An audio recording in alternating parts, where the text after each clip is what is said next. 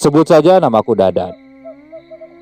Malam ini aku akan menceritakan sebuah kisah yang aku alami saat aku mengantar temanku pulang ke kampung halamannya.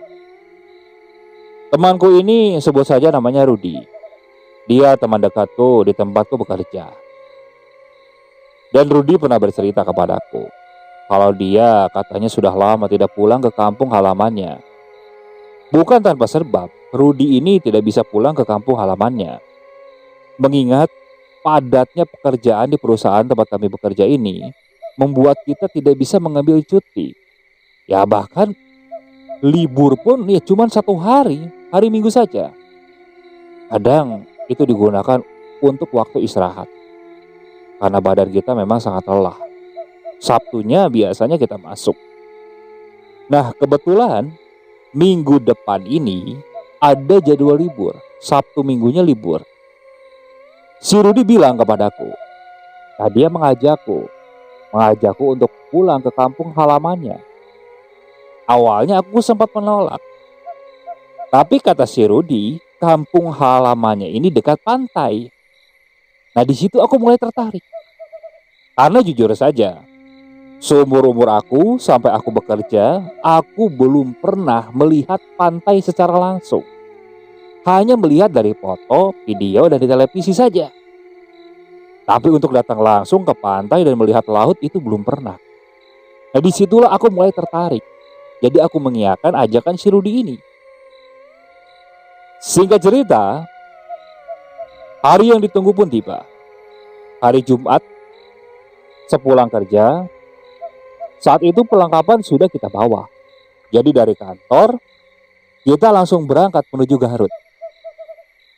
Aku sudah izin kepada orang tuaku. Nah di sana kita hanya mengendarai satu motor saja. Rudi yang mengendarai motor, sedangkan aku dibonceng. Rudi mulai melajukan motornya. Sepanjang perjalanan, aku mulai menikmati suasana. Karena jujur, ini pertama kalinya aku naik motor yang lumayan jauh.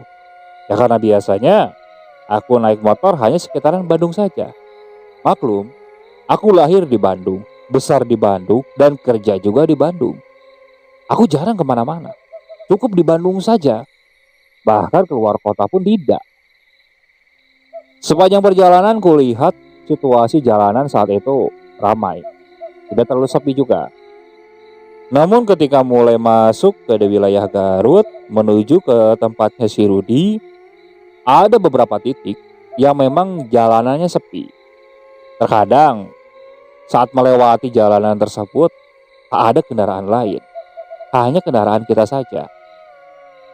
Alhamdulillahnya di sepanjang perjalanan tidak terjadi apa-apa. Setelah menempuh perjalanan yang cukup jauh, kita sampai di daerah Pabengpek. Nah dari Pabengpek langsung menuju ke rumahnya si Rudi. Rumah si Rudi dari wilayah Pabengpek tidak terlalu jauh. Nah setelah sampai di depan rumah Rudi, kulihat jam saat itu menunjukkan hampir pukul 10 malam. Kita turun. Nah mendengar suara motor Rudi, bapaknya mungkin belum tidur. Dia membuka pintu dan terkejut melihat Rudi yang datang. Aku sempat terharu melihatnya. Mungkin orang tua Rudi ini benar-benar rindu kepada anaknya. Rudi langsung dipeluk, terlihat bapaknya sempat menangis juga. Mungkin karena hampir 1 tahun Rudi ini tidak pulang. Dan di situ aku baru tahu kalau Rudi itu anak sematawayang dari orang tuanya. Jadi orang tuanya ini hanya mempunyai anak yang si Rudi aja. Sudah kebayang seperti apa rindunya. Ibunya bangun sampai menangis juga memeluk si Rudi. Setelah bercengkrama dengan keluarganya, Rudi lalu memperkenalkanku kepada kedua orang tuanya. Aku pun memperkenalkan diri juga. Dan setelah itu, orang tuanya mempersilahkan kami untuk masuk. Di dalam, kami masih ngobrol. Ya seputar masalah sehari-hari lah. Dari mana, kerjanya di mana, hanya seperti itu. Dan setelah itu kita disuruh makan, selesai makan kita langsung istirahat. Pagi harinya ketika bangun, aku merasakan udara di sini cukup berbeda, agak segar, jauh seperti kota Bandung pikirku. Hari itu ketika bangun, kulihat ibunya Rudi sudah menyediakan sarapan. Kita sarapan dulu. Selesai sarapan, Rudi ngajak keluar. Dia ingin menepati janjinya untuk pergi ke pantai. Aku bersemangat dong saat itu. Dengan menggunakan sepeda motor, kita berangkat. Dari rumah Rudi menuju pantai tidak terlalu jauh. Ya mungkin hanya memakan waktu kurang dari 15 menitan. Nah setelah sampai di sebuah pantai, tepatnya di pantai Satolo saat itu, kurasakan udara pantai pertama kalinya. Melihat pemandangan laut yang sangat luas. Tidak bisa aku percaya saat itu. Itu pertama kalinya aku melihat laut berada di pantai juga. Di situ setelah turun dari motor, aku berlari-lari kegirangan, layaknya anak kecil. Padahal di sana kulihat sedang banyak orang juga, tapi aku tidak peduli. Di situ aku bermain ombak, terus bermain pasir. Pokoknya lari-larian deh di pantai, layaknya anak kecil yang baru pertama kali melihat pantai. Hingga tak terasa saat itu jam sudah menunjukkan pukul 2. Rudi mengajakku untuk pulang. Kami pulang, sampai di rumah orang tuanya menyuruh makan lagi kan. Kita makan, setelah itu dilanjut ngobrol, lalu istirahat. Malamnya ketika bangun, tepat pukul 8, Rudi mengajak untuk ke teman-temannya. Nah di sana aku dikenalkan kepada teman-teman Rudi. Ternyata orang-orang di kampung Rudi ini benar-benar ramah, terutama untuk orang asing sepertiku. Mereka murah senyum, ramah, gampang diajak bergaul. Pokoknya aku nyaman sepertinya tinggal di daerah Cirudi ini. Hingga pada pukul 11, Rudi mengajakku untuk pulang. Singkat cerita, esok paginya di hari Minggu, kebetulan saat itu ayahnya Rudi ada perlu dulu. Katanya salah satu saudaranya Rudi ini sedang sakit dan dia harus dilarikan ke rumah sakit. Rudi saat itu pergi bersama bapaknya, ibunya juga ikut. Nah aku saat itu bingung kan, mau ikut juga kan gak kenal. Jadi aku jaga di rumah. Aku menghabiskan waktu bermain ponsel, tiduran, hingga akhirnya Rudi pulang ke rumah itu kalau tidak salah pada pukul 4. Pada pukul 4 sore Rudi baru pulang. Nah di situ kan kalau tidak mau hari itu juga kita harus pulang kembali ke kota Bandung. Karena besoknya kita harus masuk kerja. Di situ kita mulai siap-siap. Tapi orang tua Rudi saat itu kita harus makan dulu sebelum pulang. Apalagi saat itu kulihat ibunya Rudi bahkan memberikan oleh-oleh yang lumayan banyak. Motor yang saat itu kosong kini penuh dengan oleh-oleh. Bahkan sampai diikat di kanan kiri saat itu. Ya bisa kebayang lah. Orang tua ingin anaknya merasakan makanan dari kampung halamannya di kota mungkin. Atau buat bagi-bagi kepada temannya di sana. Singkat cerita, aku dan Rudi ini baru bisa pulang dari Garut di Pamengpeuk ini pada pukul 5. Hampir sama saat kita pulang dari Bandung menuju Garut. Di situ Rudi masih membawa motor, aku dibonceng di belakang. Rudi mulai melajukan motornya menuju ke Bandung. Saat itu aku sempat tanya kepada Rudi, kira-kira estimasi sampai di Bandung jam berapa? Rudi bilang paling pukul 9, mudah-mudahan kita sampai di sana. Setelah aku pikir-pikir kalau pukul 9 masih ada waktu lah buat istirahat, masih lumayan panjang. Namun ternyata dugaan kami ini meleset. Situasi di jalanan saat itu benar-benar macet. Mungkin arus balik dari orang yang weekend liburan. Jalanan ini benar-benar macet. Kita terjebak macet ini di beberapa titik. Bahkan sampai di titik terakhir, motor kami ini susah untuk berjalan. Diam, tidak bisa merayap sama sekali. Nah di situ aku lihat jam menunjukkan pukul 8. Itu sudah mulai mendekati estimasi kami.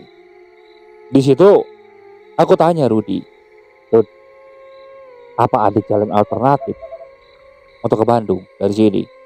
Ya yang kira-kira jalannya sepi gak macet kayak gini." Kulihat Rudi tampaknya berpikir. Nah, karena penasaran, aku buka map di ponselku. Nah, ketika buka map, aku klik tujuanku. Nah, di situ muncul satu jalan alternatif. Di situ aku bilang kepada Rudi, Rud, ada jalan lewat jalan Cicapati." Ucapku seperti itu. Nah, si Rudi ini bilang kepadaku, "Dan jalan itu sepi, benar-benar sepi. Takutnya ada begal, karena di sana katanya rawan." Ucap si Rudi seperti itu. "Alah Rud, dah lewat sana aja. Kalau misalnya ada apa-apa, kita lawan aja. Kan kita berdua." Ucapku seperti itu kan. Tampaknya Rudi masih berpikir. Di situ aku terus mendesak Rudi. Hingga akhirnya Rudi mengiyakan kan. Sudah lewat sana. Rudi mulai memutar motornya. Memutar menuju jalan tersebut. Kukira kan Rudi ini tidak tahu jalan. Awalnya aku arahkan lewat map. Ternyata Rudi ini sudah pernah melewati jalur tersebut. Jadi aku diam saja di belakang sambil ngobrol kan. Karena aku lihat ternyata ketika masuk jalur Cijapati tersebut, jalanannya ini sepi. Benar-benar sepi, tidak ada kendaraan. Di situ aku bilang kepada Rudi, padahal dari tadi saja lewat sini, udah sepi kayak gini, nggak ada kejebak macet-macetan.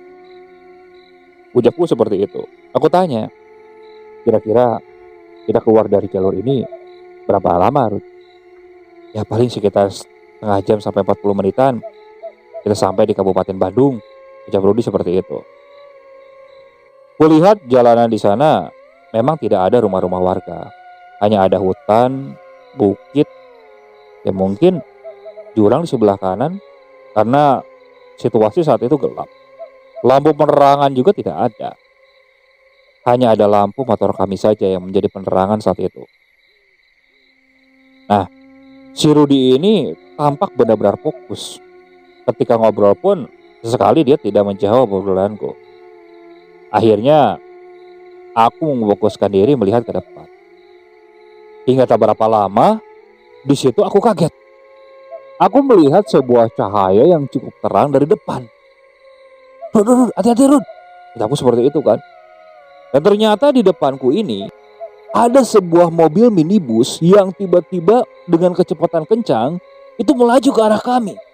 Untungnya saat itu kita bisa menghindar dan tidak terjadi tabrakan. Di situ aku ngedumel kan. Karena melihat tingkah supir itu yang kebut-kebutan seperti itu. Nah di situ aku tawarkan kepada si Rudi, bagaimana kalau gantian aku yang bawa motor? Takutnya dia ngantuk. Apalagi kan dari pagi sampai sore Rudi tadi ngurusi saudaranya. Nah si Rudi ini tidak mau. Katanya biarlah dia yang bawa motor. Nah ya sudah gitu kan. Aku kembali memperhatikan jalan. Hingga di sebuah titik aku sempat melihat di antara pepohonan di sebelah kanan seperti ada yang melayang putih. Aku pikir awalnya itu spanduk. Spanduk yang mungkin terbang terbawa angin kan. Kulihat kain yang berwarna putih itu hinggap di salah satu dahan, tampak seperti berdiri. Aku masih perhatikan, bahkan sampai memutar kepala saat itu. Tapi karena motor yang dilajukan oleh si Rudi ini lumayan kencang, Akhirnya aku tidak nampak lagi kain putih tersebut. Aku kembali melihat ke depan kan. Nah, melihat ke depan, di situ aku kembali tanya, kita sudah dekat nggak? Kata Rudi, sudahlah, paling mungkin sekitar 15 menitan lagi. Karena aku lihat jalan ini kok kayaknya jauh. Mungkin seperti memutari gunung, pikirku seperti itu kan. Di situ aku terus saja ngajak ngobrol kepada Rudi. Tampaknya Rudi benar-benar hati-hati. Ditambah lagi, aku yakin Rudi ini khawatir akan begal. Karena dari awal kan dia bersikukuh bahwa di daerah sini rawan begal. Nah, di saat itu aku hendak melihat ponselku, ingin melihat map. Nah, di situ tiba-tiba si Rudi ini langsung mengencangkan motornya. Jadi langsung ngebut. Aku kaget kan. Posisi jalan saat itu jelek. Jadi motor ini lajunya tidak karuan. Aku tegur si Rudi, Rud, weh, pelan-pelan weh. Kamu kenapa? Ada jawaban. Bahkan motor ini dilajukan tambah kencang. Nah, di situ kan aku langsung masukkan ponsel. Aku pegangan ke jaket Rudi. Di situ aku masih memanggil-manggil si Rudi. Rud, kamu kenapa woi? Woi, kamu sadar nggak? Ucapku seperti itu kan. Karena khawatirnya si Rudi ini panik atau takut gitu kan. Pikirku seperti itu. Karena saat itu aku tidak melihat ada apapun. Hingga samar saat aku melihat dari spion sebelah kiri, tepat di belakangku, aku melihat ada sebuah kain putih yang seakan melayang tepat di belakang motor. Seperti mengikuti. Refleks saat itu aku noleh ke belakang. Dan ketika aku noleh ke belakang, aku melihat ada satu sosok. Sosok yang terbang melayang, rambutnya panjang. Aku tidak melihat wajahnya seperti apa. Namun aku yakin sosok ini yang membuat si Rudi ketakutan dan langsung ngebut. Di situ tanpa pikir panjang, aku langsung alihkan pandangan kembali ke depan. Aku tepuk-tepuk si Rudi supaya dia tambah ngebut. Karena sosok itu seakan benar-benar dekat. Bahkan kali ini aku sempat dengar suara cekikikannya. Benar-benar takut saat itu. Namun naasnya saat itu di satu titik di sebuah tikungan, mungkin karena takut dan motor ini tidak kontrol, akhirnya kita jatuh. Saat itu aku sempat terlempar, Rudi terseret oleh motor. Aku terlempar dan masuk ke sebuah semak-semak. Kepalaku pusing saat itu. Pusing, namun aku coba untuk bangun.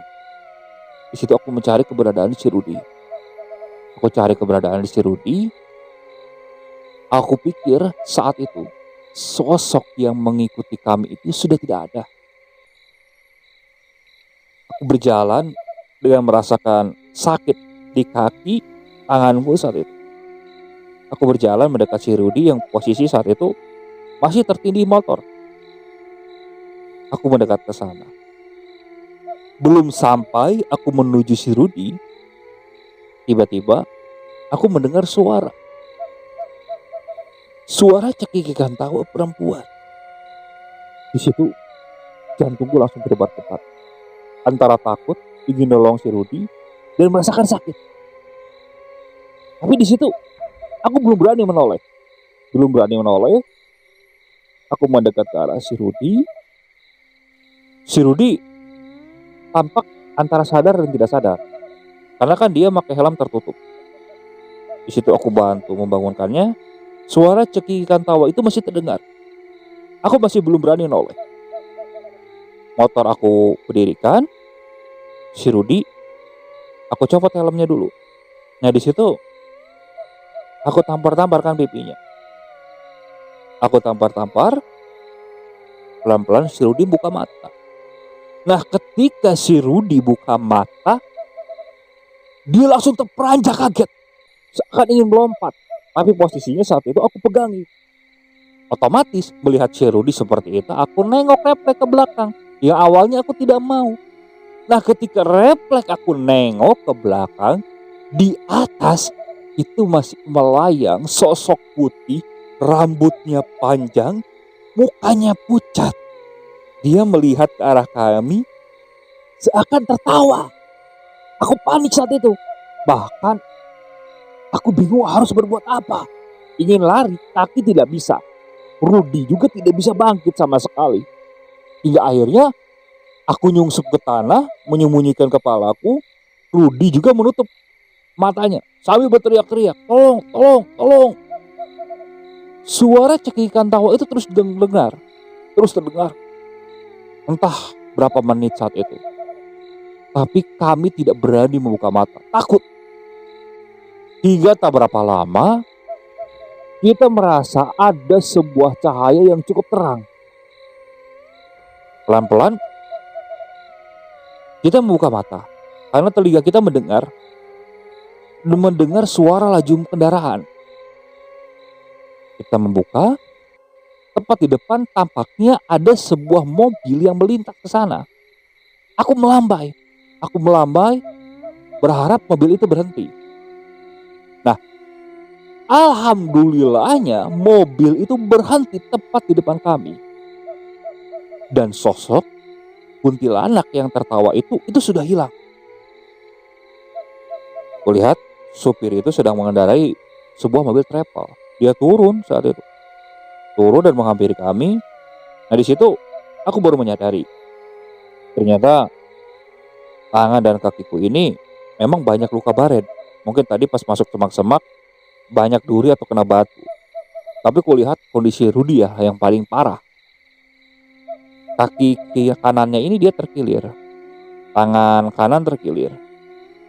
Ditambah lagi banyak luka baretnya. Di situ sopir mengeluarkan obat-obatan yang ada di dalam mobil. Dia coba mengobati kami dengan seadanya. Dan di situ aku tanya Rudy, mau gimana? Apa bisa lanjut gak? Rudy mengangguk. Tapi saat itu biar aku saja yang bawa motor, karena kondisiku tidak terlalu parah.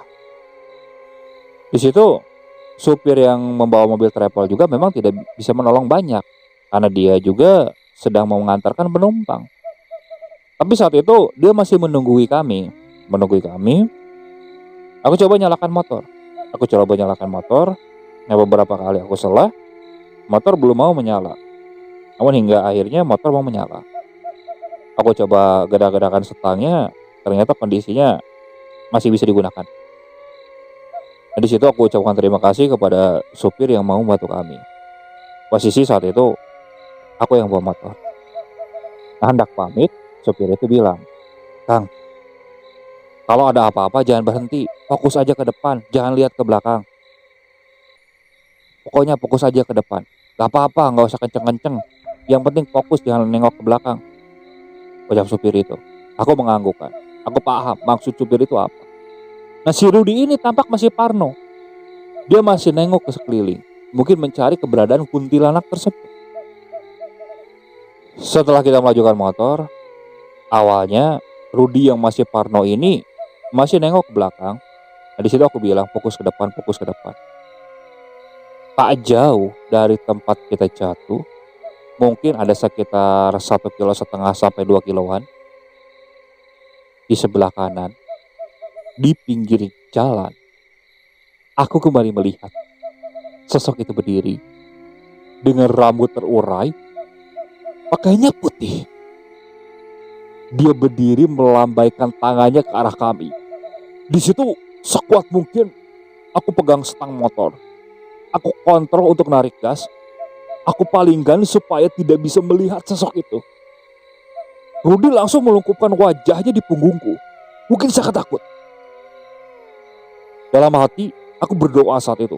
Berdoa supaya sosok ini tidak mengikuti. Namun ternyata dari telingaku aku masih mendengar. Sosok itu cekikikan, melayang sepertinya di belakang. Tapi aku tidak berani menoleh. Melihat spion pun aku takut saat itu. Aku tidak kontrol kan. Alhamdulillahnya setelah aku berusaha untuk tidak menghiraukan sosok tersebut, entah di titik mana, tiba-tiba sosok itu menghilang. karena aku tidak mendengar kembali suara cekikan takwanya. Sampai akhirnya kita keluar dari jalur tersebut dan keluar menuju sebuah pasar. Nah, di pasar itulah kita berhenti dulu. Kita berhenti di sebuah warung untuk melihat kondisi kita juga. Tampak kondisi Rudi memang benar-benar parah. Ketika berhenti di warung untuk membeli minum juga, Rudi masih merintih-rintih kesakitan. Jadi aku tidak tega dan memilih untuk pergi menuju klinik terdekat saja dulu untuk mengobati luka-lukanya si Rudi ini. Nah, jauh dari situ kita menemukan sebuah klinik yang memang masih buka selama 24 jam. Nah, di situ Rudi diobati luka-lukanya. Tapi untuk kaki dan tangannya yang terkilir, dokter di sana menyarankan untuk dirujuk saja ke rumah sakit. Tapi si Rudi saat itu bilang kepadaku supaya diantar saja ke tukang urut. Jadi malam itu setelah dari klinik, aku langsung pergi ke kosan si Rudi. Aku ngabari orang tuaku kalau malam ini aku akan nginep di si Rudi. Tapi aku belum bilang kalau kami mengalami kecelakaan. Pagi harinya yang awalnya kita harusnya kerja, kali ini kami berdua tidak masuk. Karena kondisi kami memang tidak memungkinkan untuk masuk kerja, apalagi Rudi. Dan aku juga yang bertanggung jawab harus mengantarkan Rudi berobat saat itu. Karena memang di Bandung, Rudi tidak mempunyai sanak saudara. Dia sendirian di sana. Pengalaman itu menjadi pengalaman yang benar-benar menakutkan dalam hidupku. Pertama kalinya aku melihat pantai, dan pertama kalinya juga aku melihat dan diganggu oleh makhluk halus. Oke, sekian untuk cerita kali ini. Saya mohon maaf apabila masih banyak kekurangan dalam pembawaan ceritanya. Kritik dan sarannya silakan kalian bisa cantumkan di kolom komentar. Tak lupa saya juga ucapkan terima kasih kepada narasumber yang sudah membagikan kisahnya, termasuk para penonton yang sudah mampir dan mendengarkan cerita dari channel Rentera Keramat ini. Semoga kalian selalu diberikan kesehatan, dilancarkan rezekinya, dan dijauhkan dari musibah. Terus ikuti cerita yang dibawakan oleh channel Rentera Keramat ini. Assalamualaikum warahmatullahi wabarakatuh.